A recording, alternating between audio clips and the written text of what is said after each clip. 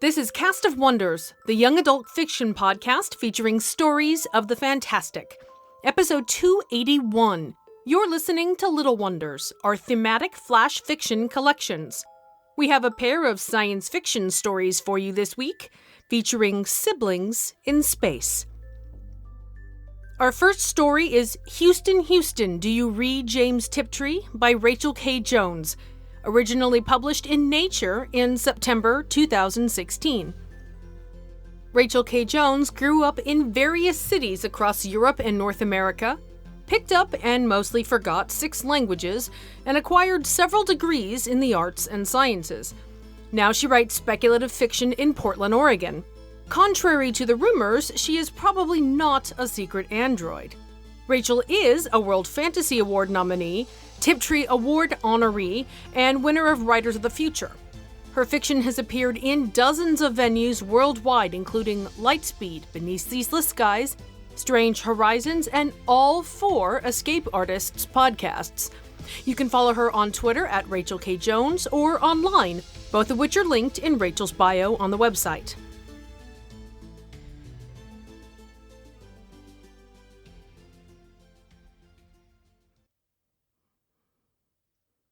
Houston, Houston, Do You Read James Tiptree? By Rachel K. Jones. Narrated by Marguerite Kenner. After 2 hours of work, Daria got the space station's recycler back online without Hugh there to help her. If he had just waited 10 minutes while she tried resetting power.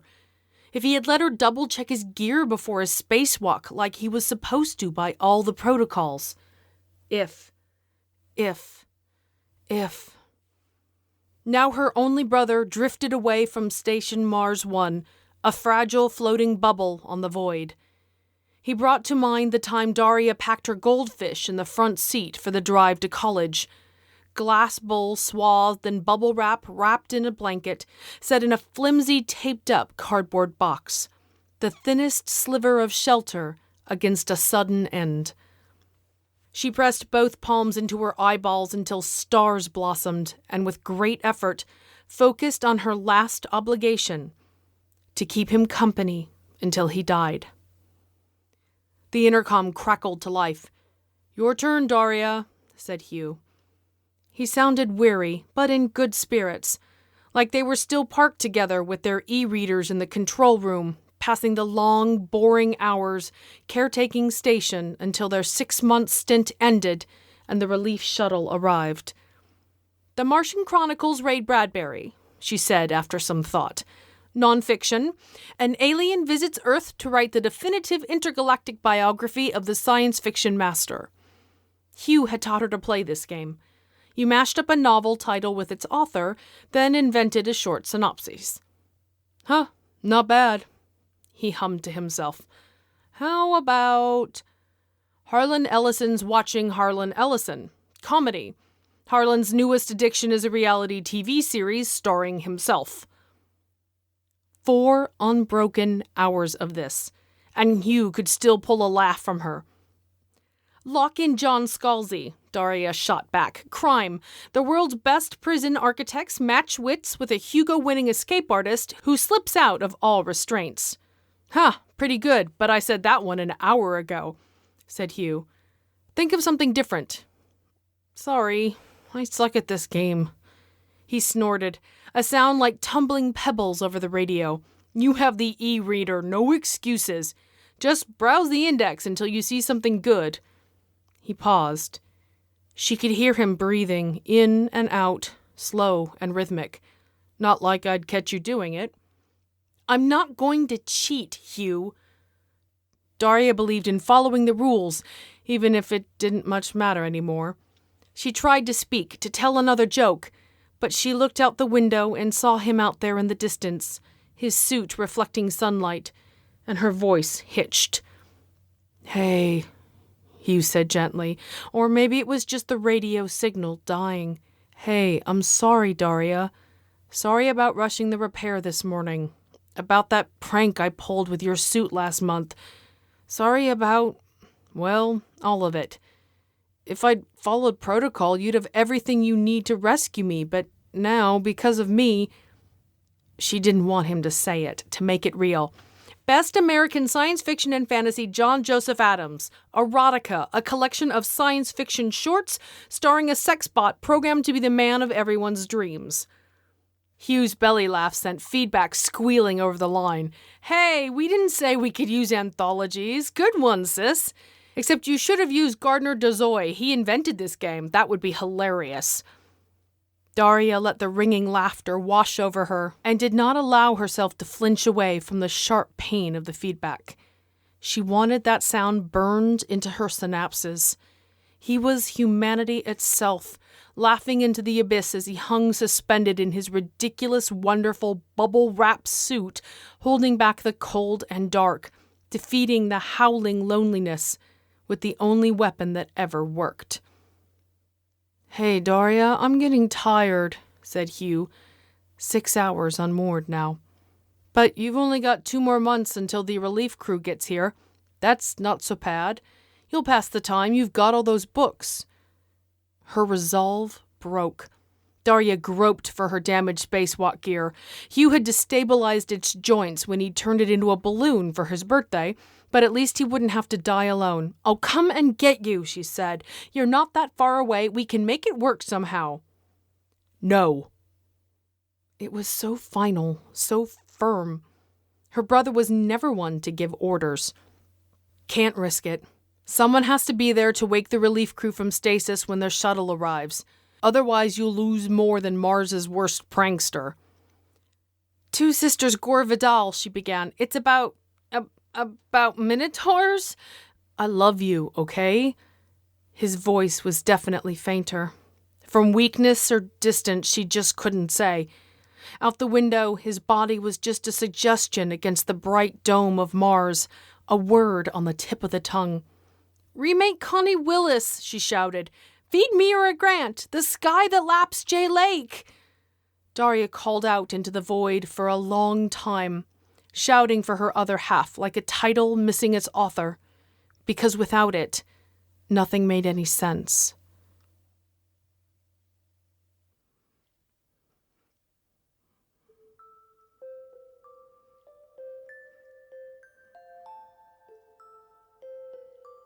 Our second story, Outburst, by B. Morris Allen, is a Cast of Wonders original. B. Morris Allen grew up in a house full of books that traveled the world. Nowadays, they're ebooks and lighter to carry, but they're still multiplying. He's been a biochemist, an activist, and a lawyer, and now works as a foreign aid consultant.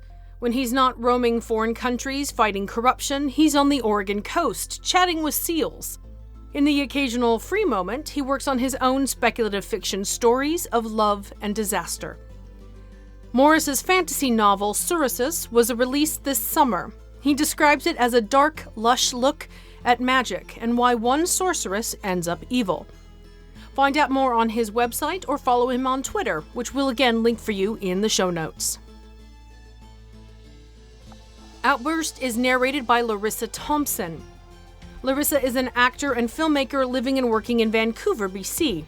She's a big fan of make-believe and will find any excuse possible to dress up in costume.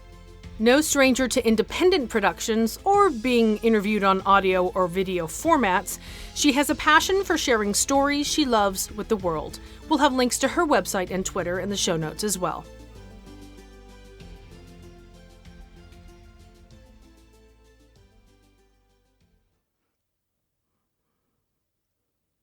Outburst by B. Morris Allen. Earthlight sends jags of shadow crawling across the floor of the viewing bay, intangible reminders of the blowout that took Number 7 Ark, sent its occupants out into the dark. Killed my friends, killed my parents, killed my brother. They were at an Earthview, back when it was still a sick curiosity. No one comes here now, not in the year since the accident. I miss a seal. He was pretty good as brothers go. I've only had one, and now I wish I had him back. We were fighting that night. We were always fighting. He was joining the engine crew, those idiot steampunk kids who go around pretending they can fix the station with rubber bands and tinfoil. I was telling him what an idiot he was. I was always helpful like that. He didn't appreciate it. I guess that's how brothers are. It's hard being a sister all on your own. The engine crew lashed up a workaround, closed off the number 7 viewing bay and its ragged shards of Plex, plastered off the bulkheads where the cracks were thin, filled the passageways with plastic tunnel where they're large, dug part of the route through the comet chunks still lashed to the outside of the station. You can still get round the circle that way, if you don't mind zigging and zagging through a maze filled with signs saying, "Vacuum, do not open." The number 6 and number 8 arcs are lonely places these days.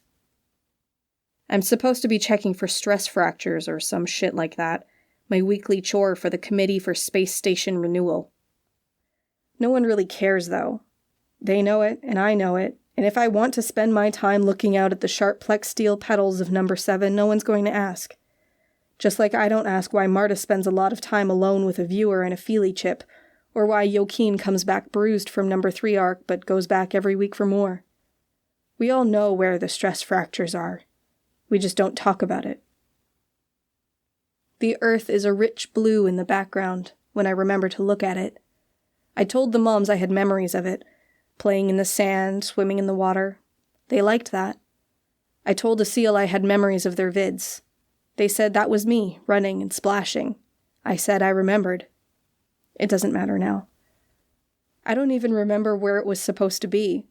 Somewhere on the west side of the earth, I think, which is the simpler, plainer side with the wiggly bits. I don't know. The moms used to complain about how it had all changed since the war, but it all looks the same to me. Lots of blue and some blobs of brown. I guess the night side is different now that it's all dark. They're taking bets now, whether we'll fall into night or day. I don't see that it matters. When the blowout happened, I don't guess a seal was thinking, "Hey, at least I'm dying in Earthlight." You never know, though. He was a romantic. There's only so long you can stare out at disaster.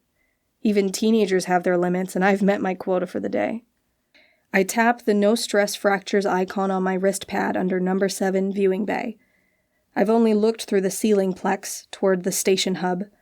I figure if the floor has fractures, I'll know about it soon enough. Besides, that side's toward the sun and the plex is opaqued. Nothing to see there. We keep all the hatches closed these days, when we remember. As I'm dogging shut the door to the viewing bay, my pad throbs. It's John, of course, sending a big smiley face and a note. "Thanks for checking that out, F." If there's only one thing about the engine crew that annoys me, it's the enthusiasm. What happened to plain old TX, or just a check mark, or nothing at all? But hey, what's orbit decay when you have a smiley face? It could be weeks, or months, even years, if the crew can find enough rubber bands. Juana keeps saying we could lift the orbit by using the crew as reaction mass, but after the first 100 times, no joke is funny. The hallways are empty at this time of day. I don't really know what time of day means, but the moms like to say it. It's 0234, which probably means some of the oldsters are sleeping. They sleep as much as they can, because what else can you do? My group is probably down in the lounge, and I head that way. Probably I can find someone for a quick fuck. I don't much feel like it, but it's something to do. Maybe one of the guys, because I don't feel like doing any work. My luck's in, I guess, because Vanya's around. He likes me, and he's up for it. He takes his time, and it's a good half hour before I have to confront my bleak existence again. Vanya talks like that, all poetry and existentialism. I figure we're all going to die anyway, and we're all going to die in a fiery crash to Earth is not much different from we're all going to die in a blowout. So, what do you think? The afterglow of sex is starting to dim, but Vanya's question still catches me off guard, and I go with an old standard. "Oh, man, you were the best. Dick big as a shuttle, unstoppable, and that payload." Vanya's thorough, but sometimes he needs a little hand-holding afterward. It's not my strong point. It always comes out sarcastic. Yeah, funny. I can see it working, though. He's squaring his shoulders unconsciously, as if a little sarcasm made him a better man. "No, I mean about joining the crew." "What, me?" It's absurd, even offensive, and he should know better. "No, me." He did a little talking during sex, and it's coming clear that I didn't pay enough attention. "Were you listening at all?" Sorry, big boy. Caught up in the moment. I was, too, in the sense that my brain was turned off so I wouldn't have to think. Why would you do that? He blinks slowly, sighs, rolls onto his back. Forget it. I'm tempted. There's nothing I like less than talking about the crew, but Vanya's a good guy, all in all. He's between me and Asil in age, was friends with both of us, so, all right. You don't like the crew any more than I do. He shrugs, and I can see it's on me to dig a little. I roll forward a little so that I'm up against his side. He's nice and warm, and a little sweaty. So what changed? I ask. Tell me. That's all it takes.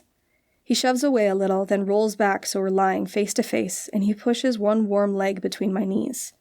I squeeze a little to encourage him. Here's the thing, he says. I was talking with John the other day. Scheduling chores and all. I do all that by pad, but Vanya's a programmer, sort of, so maybe. Plus, he's a lot more sociable than I am. Everyone is. He said they've got a new idea. Oh, come on, Van. Now I'm on my back, and I'm looking for my panties out of the corner of my eye. The damn crew always have a new idea. That's why they're so fucking optimistic. Not one of those plans has ever worked out. Remember when your inventing was going to push us higher, until they decided we need to retain the water? Or when they were going to slingshot us round the old mirror, as if we didn't outmass it by about 100 to 1, or, yeah, okay, I got it. Or when I got it. He's irritated now, and the whole post-coital bliss thing has melted away into sticky rec room pads and cold air. Look, he's just saying that we have these little comet chunks stashed all over the rim. We can use them. John says that if we fire them just as they're perpendicular to the orbit, we'll be adding our rotational velocity to the mix. More velocity, more reaction. There's something wrong with that, I'm pretty confident. If we needed the water in the urine, we sure as shit need the water in the ice. Besides, how is it different than venting the piss to begin with? I don't know. Nira did the calculations. Something about being a single mass, I think. And yeah, we need the water, but only if we live. I laugh. When was the last time any of us thought seriously about living? But Vanya's face gets tight, and I can see that he is thinking about it. That this severely stupid scheme is enough to give him hope that he wants to believe it. That maybe believing it is his way of focusing, like for me it's sex or staring out at number 7 arc. Hope. The worst of Pandora's box of evils, except it wasn't her box at all, but a jar belonging to Prometheus's brother, and what the hell he was doing with a jar of evil stuff is anybody's guess. I damn the Greeks and their stupid stories, but I think someone already took care of that. Vanya's no smarter than I am, and John's mostly just got the enthusiasm thing down. Nira's pretty sharp, though, even if she is a year younger than I am. So maybe the idea's not entirely stupid. You think dropping ice is going to save us? You think that's going to give us a future? I get up and find my panties and cami in the corner. You think anyone here has a future? Anyone? I'm shoving limbs into underwear as fast as I can so I can leave. Because if it isn't stupid, and if there is a chance, then it's just crap, all of it. Because Asil wanted the chance, and he worked for it, and he's dead, and I'm still here, all alone. I can hear Van calling as I grab my jumpsuit and booties and shove my way out of the room, but I can't hear him because I'm afraid of what he might say. I've been spending time in number 7 arc. It's as far as I can get from Van, and as close to Asil and the moms. I know they're not here. The moms died of collapsed lungs and bubbles in their blood and burned up in a tangle of arms and legs in Earth's atmosphere. Mom Edith's arm was caught up in Mom Angela's belt. I don't know if it was on purpose. The monitoring vids don't show that. Asil died the same way, but he got hurled up into higher orbit. The moms bounced off the hub. Asil's still out there, somewhere. Maybe he's already come down. Maybe he reached escape velocity and he's orbiting the sun all by himself. I like to think so. The crew could probably tell me, but I've never asked. If he hadn't been hanging around with them, he'd still have died, I guess. I can't pin it on them. Just like I can't pin my survival on my stupid argument with him. I won't carry that guilt. I won't. The number 7 viewing bay itself is closed, of course. I went in it once, just to see. Wasted a whole lock worth of air getting to it, and I got a lecture for my trouble. Several lectures. There's nothing to see. Just a ceiling of clear plex steel with a huge hole in it. They say a micrometeorite probably weakened the plex a day or so earlier. Nothing big.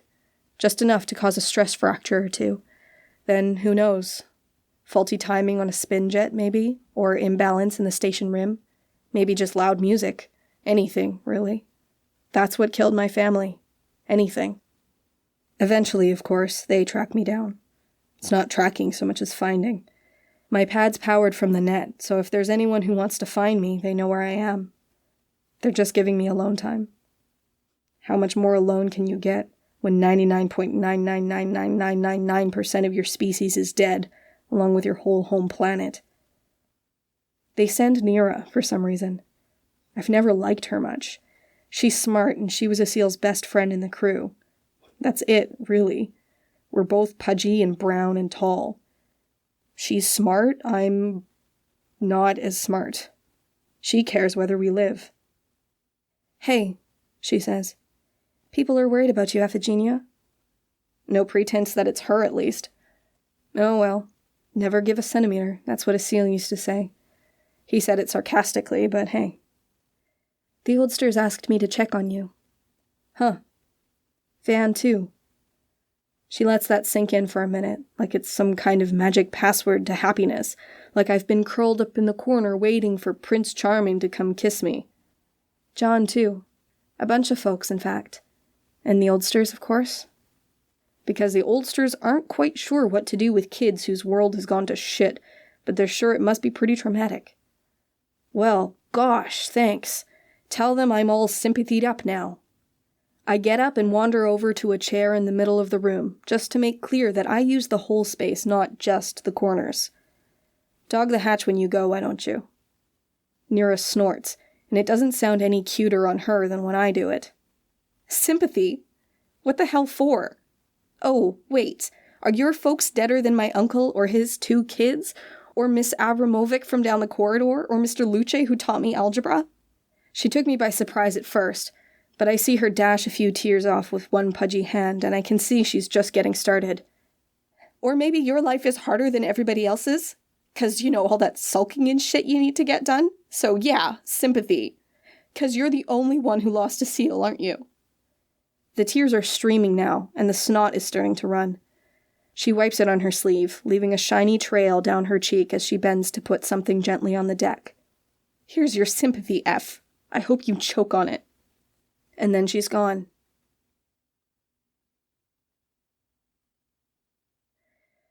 I'm not entirely insensitive. It just takes me more time. Asil told me that once. I know because it's right here on his wrist pad, along with all the other stuff he ever texted me. It's tagged with LIS, which stands for Little Sister, though I can't see it right now because of the whole weeping thing. I didn't know Nira had his pad. I don't know why she would. I wanted to be angry that she didn't tell me, but then I read the stuff tagged with heart emoticons. Plus, I suppose that since the accident, I've been a touch on the bitchy side, so fair enough, I guess. I never knew they were so close. In the first years after the war, we still thought the station could survive, or the oldsters did. Things moved along about like usual. It was only after the accident, really, that it sank in. That's when things got loose. No classes, no rules. For me, no parents. We all put a lot of living into that time. It's hard to remember sometimes that things were different. For Asil and Nira, they were. He never had sex, I guess. Not with her. Maybe not ever. It's not in the wrist pad, anyway. I don't know why it matters, but when I think about it, it hurts. It doesn't make sense, but that's life. That's what Asil would have said. That's life. 'Cause life is what it's all about. I want to apologize, but when I make my way back to number 7 Ark and Nira, the rec room is full of her engine crew friends. More than I've ever seen. It looks like all the youngsters in the station, and Vaughn waves at me from one corner. Of course, Nira's right at the center, spouting off about orbits and mass and stuff, and why it won't work after all. And they're listening, nodding, coming up with new ideas like they haven't just been sentenced to death again, asking what she thinks. Like a seal did, I remind myself. She may be a genius, but she's not all brains. There's something else in there. She's still a kid, though, and she makes me walk all the way in, pretends not to see me until I'm standing at the edge of the circle like a supplicant, a seal's pad held in 2 hands to give back to her. F, she says at last, and I keep my anger in because I'm being the bigger person here, and because I know that beneath all that bright exterior, she's hurting just as much as I am. Nira, I say, and that's as far as I get for a moment. She just watches while I get myself under control. I see Van getting up, and I know that if he puts an arm around me, I'll lose it for good. I'm sorry, I manage at last, and offer the pad just before he reaches me. Nira takes it, and I can see from her eyes that she's close to the brink too. I take her by the arm and pull her to her feet, and then I draw her in and hold her tight. I can feel her shaking, and I bury my face in her shoulder to hide the tears I just can't stop. I'm sorry, Nir, I whisper, and I don't know whether that's right, since that's what he called her. She just shakes more, so I guess it's all right. I didn't know. About either of them. About a seal before he died, with my idiot questions about what he saw in the crew. About Nira after he died, alone with her formulas and orbits and comet bits. I didn't know. She says something muffled, but it doesn't really matter because I can't stop now. I whisper in her ear as if the whole crew isn't listening. I'm so sorry. I feel like I'm falling apart sometimes without a seal and the moms to hold me together. Like any moment now I'm going to start flying off in different directions, But now she's stiffening, and I've done it wrong again. Oh God, I'm sorry, Nira. I'm so sorry. I let her go and stumble back through a blur of tears. Someone's got me by the arm, and I just want to be alone, and I can smell Van's sweat as he wraps his arms around me and lets me cry. That's it, Nira says, but she's excited, and I'm confused. We break it up! We break the station up! And then they're all yelling and clapping, and the noise cuts off, and Van and I are outside in the corridor. Well, he says, as he wipes my cheek and plants a kiss on my forehead. Want to join the crew with me? And somehow, despite the odds, despite the stupid human race and the crew's stupid optimism, I do.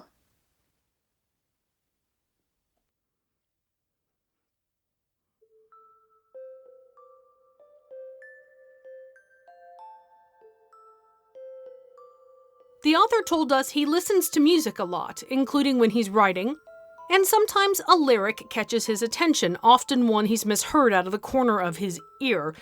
I guess that's a thing. In this case, the line was, "She'll help you make it in the crow light," which he thought sounded interesting and was the inspiration for another story. The song lyric is actually, "She'll help you make it in the cold light," which he says makes more sense, but isn't as interesting. It's from David Coverdale's song Whitesnake before he'd actually formed the band Whitesnake, and was still making music rather than just screaming and shaking his hair.